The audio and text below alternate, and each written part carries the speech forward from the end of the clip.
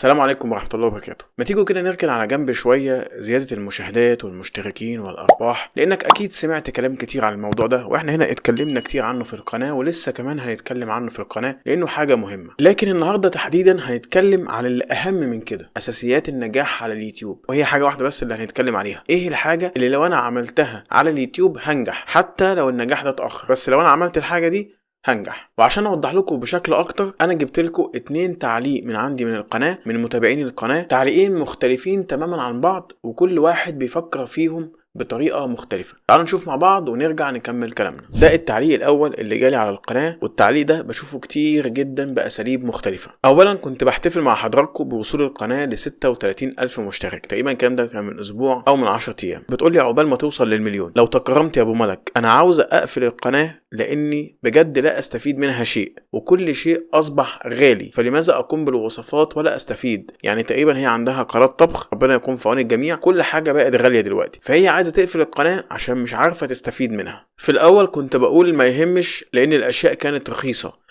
المهم في ادسنس $50، فكيف احصل عليهم وشرط الادسنس ان يكون $100. انا جلست سنة، فضلت سنة ويدوب عملت 50، فالعمل لو تكرمت يا ابو ملك. يعني خلاص هي شافت ان هي بقالها سنة على يوتيوب مفيش عائد، مفيش نتائج، الحاجة غليت لانها بتقدم محتوى طبخ، فما لقيتش المردود اللي جاي من يوتيوب، الربح اللي يعوضها انها تشتري خامات عشان تبدأ تشرح لحضراتكم وصفات. في الجزئية دي هي عندها حق وانا ما قدرتش الومها، عشان كده رديت عليها الرد ده. اذا كان هناك طريقه دفع، يعني لو انت ضايفه حساب ادسنس او ضايفه طريقه دفع او حساب بنكي داخل ادسنس، يمكنك غلق حساب الادسنس وسيتم ارسال المبلغ في حسابك خلال 10 ايام او 15 يوم. ولكن في الاخر قلت لها نصيحه، لا انصحك بهذا، كملي وربنا هيوفقك، لاني انا مش شرط اعمل حاجات غالية واعمل حاجات كتير عشان انجح. ممكن اعمل حاجات رخيصة واعمل حاجات اقتصادية، خصوصا في الايام دي الناس هتدور على الاكلات الاقتصادية. يعني انت ممكن تستغلي الظروف اللي احنا فيها واللي البلد فيها دي بانك تجيبي مشاهدات اكتر. ازاي؟ بانك تعملي اكلات اقتصادية، وصفات اقتصادية، حاجات رخيصة الثمن بجودة عالية تساعدي بيها الناس على مرور الازمة دي. فانت هنا هتجيبي مشاهدات اكتر وتجيبي جمهور اكتر. هي هنا ما فكرتش بشكل كويس، هي فكرت في حاجة واحدة بس، الحاجة بقت غالية عليها فمش قادرة تكمل. لكن هي لو كانت فكرت بره الصندوق من الأزمة اللي احنا فيها دي، تنفع بيها نفسها وفي نفس الوقت بتنفع الناس بأنها بتقول لهم وصفات رخيصة الثمن، وخصوصا لو اشتغلت على الفيديوهات القصيرة كمان. يعني احنا خلاص عارفين من 1-2 هتبدأ الأرباح تيجي للفيديوهات القصيرة، فلما تعملي فيديوهات قصيرة بتتكلم عن وصفات رخيصة الثمن، تعالى شوف بديل المنتج كذا، تعالى شوف ازاي تعمل كذا في دقيقة، كل ده هيجيب معاكي مشاهدات. لكن هي استسلمت بدري. طيب نشوف التعليق التاني. وصل بيا الحال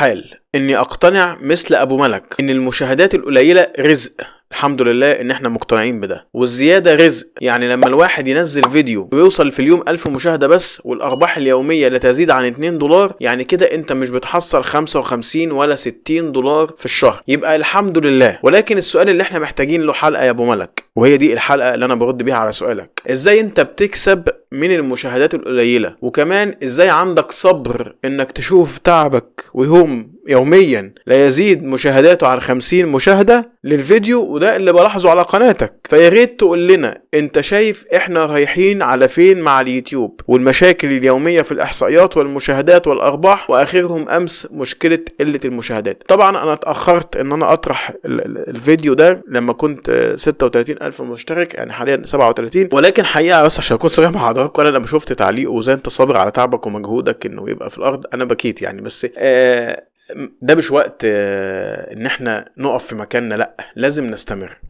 طيب الحمد لله طبعا كل حاجة بتجيلك رزق، مجهودك، فلوسك، اولادك، صحتك، كل حاجة في الدنيا دي رزق. ممكن يكون عندك معدات قليلة جدا، مونتاج ضعيف جدا، اجهزة ضعيفة جدا، والفيديو بتاعك يجيب مشاهدات كتير. ممكن يكون عندك معدات كويسة جدا وجودة عالية جدا ويجيلك مشاهدات قليلة. الموضوع ده انا اتكلمت فيه اكتر من مرة، شرحت ليه انا صابر لان ربنا سبحانه وتعالى بيعوضك من كذا اتجاه تاني. يعني انا مش بس بربح من القناة، لا انا بربح من المدونة. يعني انا عندي مدونة هتلاقيها في وصف الفيديو، تقدر تبص عليها وتشوفها، فبكسب برضو منها من خلال موقع اسمه ايزويك، هو شريك لجوجل ادسنس. فدي بتكمل دي. تاني حاجه، ربنا سبحانه وتعالى خلال الفتره اللي فاتت اللي هم الشهرين اللي فاتوا اهداني لعمل قناه اخرى بمحتوى اخر، بدل ما اخلي كل المحتويات على قناه واحده، وعشان ما استمرش في الخطا ده ففتحت القناه التانيه، والحمد لله بدات تنجح ووصلت حاليا لحد 54 او 53 الف مشترك. فاللهم لك الحمد، والتفاعل عليها كويس جدا جدا جدا. لازم اقول لحضرتك في مشكله، انا مش برمي لوم على حد، ولكن المشاهد العربي عليه عامل كبير جدا. يروح يتابع منشئ محتوى، وانا هنا مش كلامي موجه لحد معين، انا بتكلم في العموم، يا اما يروح يتابع منشئ محتوى بيقدم تفاهات ما بيقدمش اي شيء ولا بيعلمك اي حاجه، بيضيع لك وقتك وبس، يا اما تروح لمحتوى تعليمي او منشئ محتوى بيقدم لك محتوى تعليمي ولكن بهدف ان هو يضحك عليك، مش بيقدم لك افاده، لا هو بيشجعك على الحاجات المخالفه، بيشجعك على النجاح السريع اللي ممكن بعد كده بتلاقي الهبوط او تلاقي الفشل السريع. بكسب ازاي من المشاهدات القليله؟ بكسب من المشاهدات القليله لاني بحاول استغل كل مشاهده تجيلي على الفيديو باني اكتب عناوين كويسه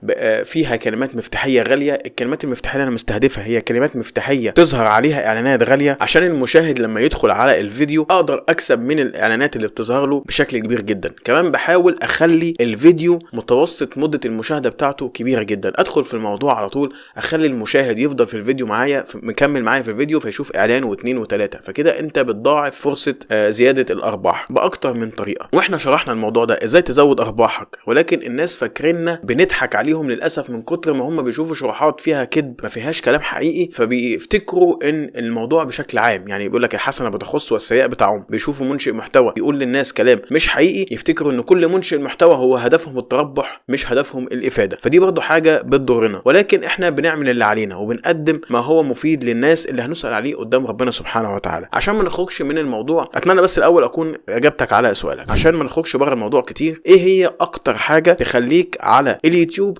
تنجح؟ هي الاستمرار. انت لو استمريت على اليوتيوب، استمريت ترفع فيديوهات، هتنجح. هو انا امتى بتشاف على يوتيوب؟ بتشاف على يوتيوب لما ارفع فيديو. هو انا لو رفعت فيديو هيبقى زي لو رفعت 2، لو رفعت 3، لو رفعت 4، لو رفعت 5؟ لا اكيد. كل ما ترفع فيديو اكتر كل ما هتتشاف اكتر، كل ما هتستمر اكتر على اليوتيوب كل ما هتزيد خبرتك. اوعى تفتكر ان لما بقول لك استمر وكمل ده معناه انك ارفع وخلاص زي ما انت، لا. كلمه الاستمرار او كلمه انك تكمل على اليوتيوب معناها كبير قوي. اولا معناها انك تعمل فيديوهات كتير، معناها انك كل فيديو عن التاني تشوف انت اخطأت في ايه وتبدا تحسن من الفيديو ده. شفت الصوت وحش، ابدا حسن منه. الصوره وحشه، ابدا حسن منها. الاضاءه وحشه، ابدا حسن منها. اتعلم من اخطائك، ده اللي هيخليك تستمر مع تحسين الجوده. لكن انك تستمر زي ما انت شايف نفسك كويس، ما بتقدمش جديد، ماشي في طريق مش صح، ده اللي هيخليك عمرك ما تتقدم، وهتفضل في مكانك، عمرك ما هتتقدم. لكن كل يوم عن التاني لما تشوف منشئ محتوى بيتقدموا عشان بيطوروا من نفسهم، شوفوا الاخطاء اللي عندهم، يشوفوا ايه الحاجات اللي الناس عايزاها، ايه الحاجات اللي ممكن تزود تفاعلهم، ازاي يجتذبوا الجمهور، ازاي يحسنوا الصوره المصغره، ازاي يحسنوا العنوان، جوده المحتوى، كل الحاجات دي بتنتج من حاجه واحده بس اسمها الاستمرار. طول ما انت مستمر طول ما هتنجح. تخيل كده لو انا عملت اول فيديو ما جابش مشاهدات وبطلت ما عملتش فيديوهات تانية، هل كده معناه ان انا فشلت عشان خاطر المشاهد او اليوتيوب ظالمني؟ لا، اليوتيوب مش ظالمني. هو انت فين محتواك عشان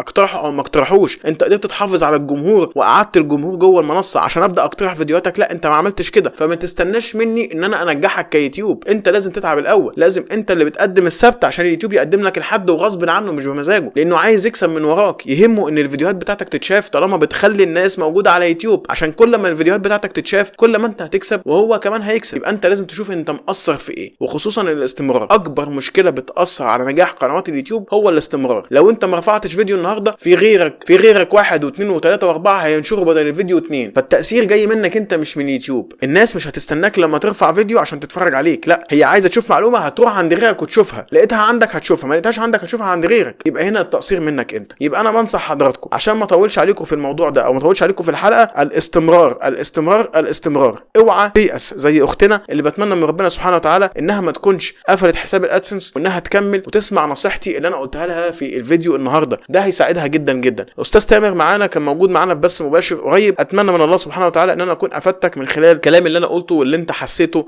مني. استحمل واصبر وربنا هيوفقك. انت حب اللي انتوا بتقدموه. لو انت حبيت اللي انت بتقدمه هتكمل حتى لو مش بتكسب منه. انا عارف ان احنا كلنا هدفنا ان احنا لما نرفع فيديو على يوتيوب ينجح ويجيب مشاهدات ويجيب لنا ارباح ارباح عشان ننتج وندعم، لكن انت مش هتقدر تقنع الناس بسهوله عشان في فساد انتشر في المجتمع العربي. فعشان تحجم نفسك وتمنع نفسك او ان الفساد ده ينتشر عندك لازم تتعب وتستمر وتحاول تعافر. طول ما انت بتعافر طول ما ربنا سبحانه وتعالى هيوفقك. انا بعتذر لو كنت طولت عليكم، ولكن كان لازم اقول الكلام ده. لو عندك اي سؤال يخص حلقه النهارده سيبه في التعليقات. اشوفكم ان شاء الله في حلقه جديده. شكرا لكم والسلام عليكم ورحمه الله وبركاته.